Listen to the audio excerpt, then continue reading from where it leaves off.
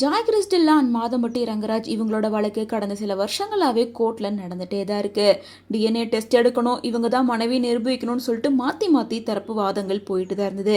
இப்போ ஃபைனலாக மாதம்பட்டி ரங்கராஜ் அது என்னோட குழந்தை தான் அப்படின்னு சொல்லி அக்செப்ட் பண்ணி குழந்தைய பார்க்கறதுக்காக போயிருக்காரு. குழந்தைய பார்த்தது மட்டும் இல்லாமல் குழந்தைய தூக்கி கொஞ்சி முத்தம் கொடுத்துருக்க இந்த வீடியோஸ் ஃபோட்டோஸ் எல்லாமே சோஷியல் மீடியாவில் வைரல் ஆகிட்டு இருக்கு. அதை தொடர்ந்து மாதம்பட்டி ரங்கராஜே அஃபிஷியலாக ஒரு ஸ்டேட்மெண்ட்டை ரிலீஸ் பண்ணியிருக்காரு.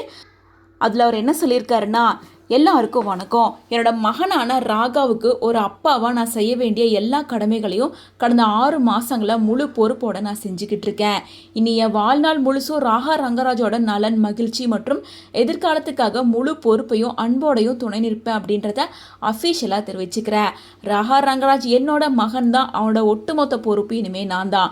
6 மாதமாக நான் அவனை பார்த்துக்கிட்டு இருக்கேன், இதுக்கப்புறம் வாழ்நாள் முழுசாக நான் அவனை பார்த்துப்பேன் அப்படின்னு வாக்கு கொடுக்குற மாதிரி ஒரு ஸ்டேட்மெண்ட்டை ரிலீஸ் பண்ணியிருக்காரு. ஸோ இதன் மூலமாக தன்னோட மகனா ராகா ரங்கராஜ் அவர் அக்செப்ட் பண்ணிட்டாரு.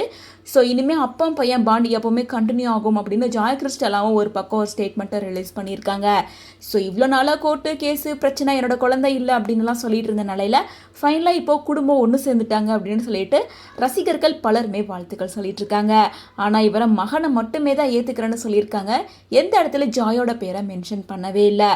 எப்படியோ மகனை ஏற்றுக்கிட்டாரு, பின்னாடியே ஜாயை அப்செப்ட் பண்ணிப்பாரு அப்படின்னு சொல்லிட்டு பலருமே வாழ்த்துக்கள் சொல்லிட்டு இருக்காங்க.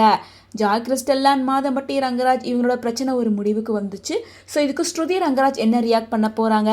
ஏன்னா இவ்வளோ நாளாக சீக்ரெட்டாக வச்சதை இப்போ பப்ளிக்காக மாதம்பட்டி ரங்கராஜ் அனௌன்ஸ் பண்ணிட்டாரு. இது குறித்து ஸ்ருதி ரங்கராஜ் தரப்புலேருந்து ஏதாவது ரியாக்ஷன் வருமா, என்ன நடக்க போகுது அப்படிங்கிறத வெயிட் பண்ணி தான் பார்க்கணும்.